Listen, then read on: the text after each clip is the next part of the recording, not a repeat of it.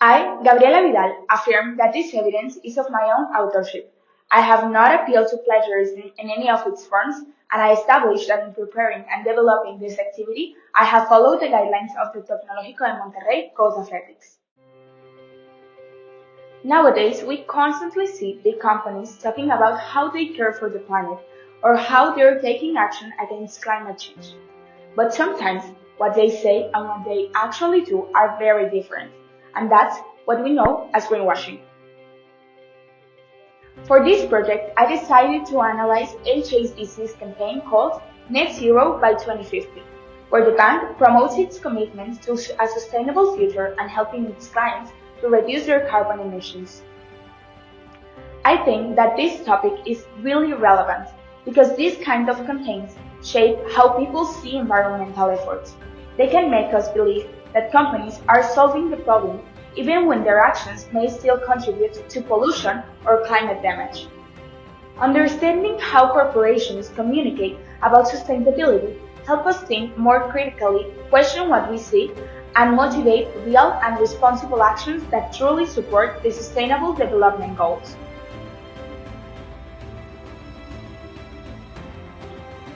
The Net Zero by 2050 campaign from HSBC was created to show the bank's supposed commitment to sustainability and climate action.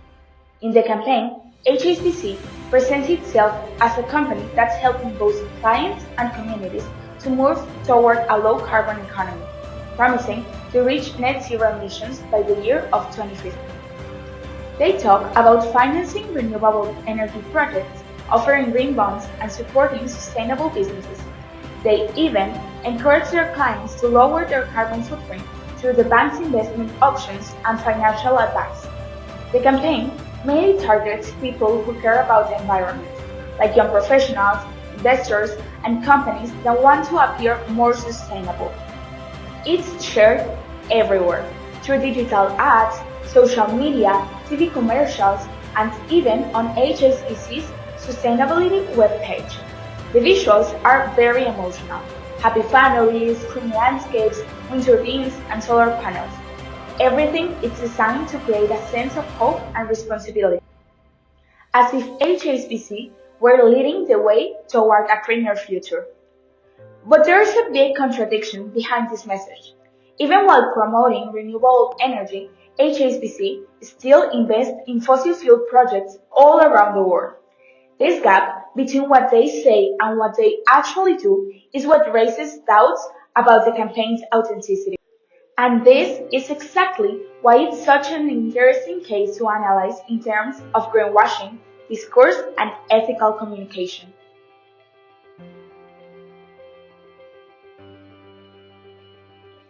At first, HSBC's Net Zero by 2050 campaign looks really convincing. But when you look a little deeper, things don't completely add up. Several reports from sources like BankTrack, The Guardian, and Carbon Tracker reveal that HSBC still invests billions of dollars in fossil fuel projects, including oil, gas, and coal.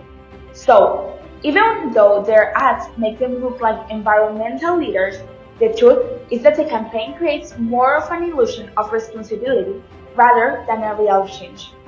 This is a clear example of greenwashing, when companies use eco-friendly words and image to build a positive reputation, but continue with the same harmful practices that cause climate change. The campaign also shows signs of false action and slacktivism. It gives people the idea that just by banking with HSBC or supporting their green products, they're helping the planet, when in reality, the company's carbon emissions are still rising. From the point of view of the Sustainable Development Goals, HSBC say it supports Goal 13, climate action, but its continued financing of fossil fuels goes completely against that goal and reduces the real impact their initiatives could have. In the end, this campaign replaces real transformation with emotional marketing. It makes people feel like change is happening, while the real, structural changes that could fight climate change are delayed.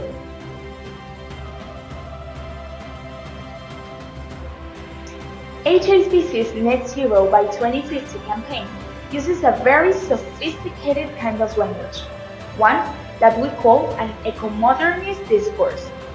It focuses on ideas like technology, progress, and collective action. They use phrases such as "together we can achieve net zero" or "building a sustainable future for everyone." These messages appeal to our emotions. They make us feel hopeful and united, as if we're all part of the same mission. But behind that positive tone, there's also an ideological intention.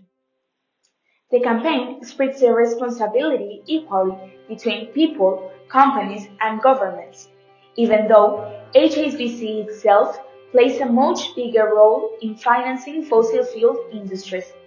The campaign also tries to build credibility or ethos by presenting HSBC as a responsible and trustworthy institution. However, the logic or logos behind their argument is pretty weak. They seem to suggest that just by funding a few renewable projects or giving their clients a green advice, they are creating a big impact on climate change.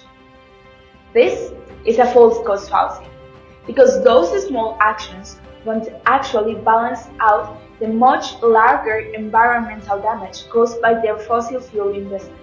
There's also an appeal to nature fallacy, the idea that anything labeled as green or shown with plants and sunlight is automatically good, even when the company's larger activities contradict those values. Overall, the campaign uses persuasive language to shape public perception and delay accountability. When we look closely, we can see how communication becomes a tool of power, helping corporations to maintain a positive image while avoiding their real environmental responsibility.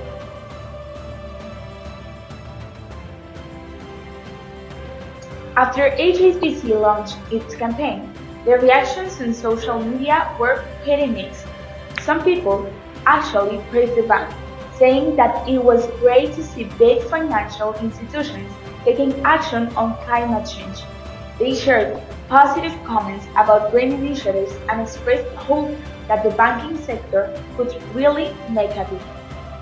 But at the same time, a lot of environmental groups and activists strongly criticized the campaign. Reports from the Bank Draft and The Guardian pointed out that HSBC still finances billions of dollars in fossil fuel projects, which completely contradict its supposed net zero commitment. Hashtags like HSBC greenwashing and Stop HSBC started trending, and many users shared memes and comments calling out the company's hypocrisy. However, even though there was a lot of attention online, most of it ended up being what we call slacktivism. People liking, sharing, or commenting, but not really taking deeper or concrete actions. And while that kind of engagement helps to raise awareness, it doesn't necessarily lead to real changes in how companies behave or in reducing emissions. This case shows that digital activism can be powerful, but it can also make people feel like they've done their part just by posting about it. In the end, HSBC benefits from that visibility and social engagement, while still avoiding true accountability for its fossil fuels investment. Reflecting on this, it's clear that both corporations and citizens have responsibilities. Companies need to be honest and transparent in their communication, and as citizens, we should look deeper, question what we see, and take meaningful actions beyond social media. After analyzing HSBC Net Zero by 2050 campaign, it's clear that real environment communication has to go beyond nice images and marketing slogans.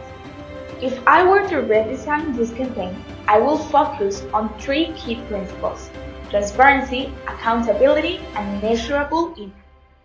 First, transparency.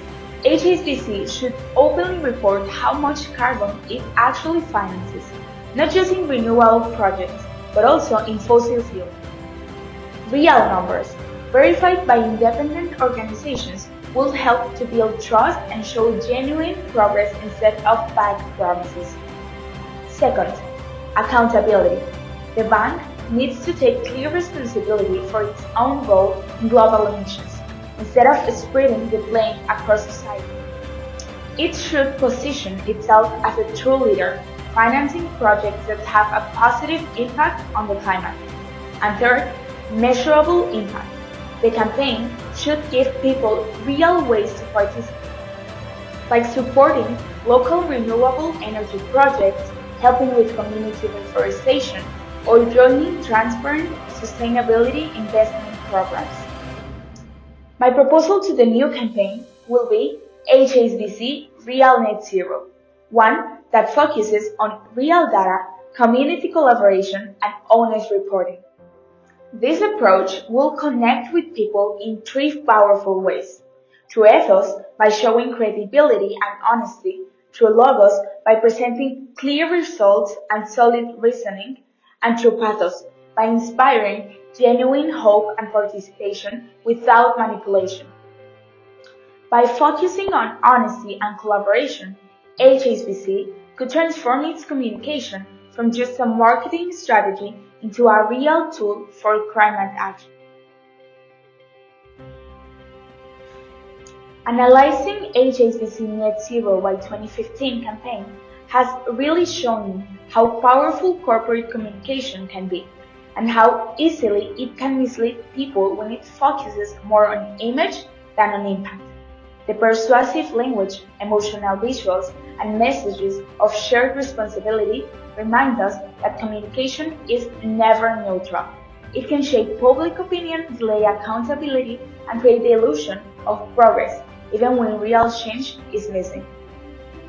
In a world full of competing messages, ethical communication means asking critical questions. What is being said? Why is it being said? And who benefits from it? Greenwashing isn't just a marketing tactic. It is a symptom of a bigger issue, the gap between sustainability as a value and sustainability as a real practice. I believe that communication can be a bridge, one that connects truth, awareness, and action. As future leaders, we have the responsibility to use our voices to promote transparency, empathy, and collaboration. Because only when our words truly match our actions, we can create real progress, not as slogans, but as a shared commitment to a better future. So first, three things that I didn't know and now I am aware of. It's that first, I didn't realize how common greenwashing actually is and how many companies use sustainability just as a marketing tool.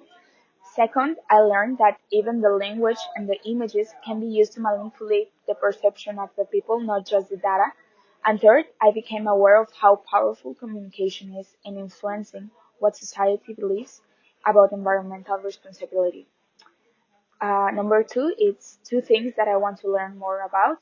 First, I like to go deeper in how organizations measure the real environmental impact, not just what they promote. And also, I want to learn how ethical communication strategies can inspire real behavioral change in both companies and people. And third, one thing that I'll change in my life definitely after this project, I will be more critical and responsible as a consumer and as a communicator. I want to support transparency and question environmental claims before believing in them. And I definitely think that that's how we can start promoting real and honest change.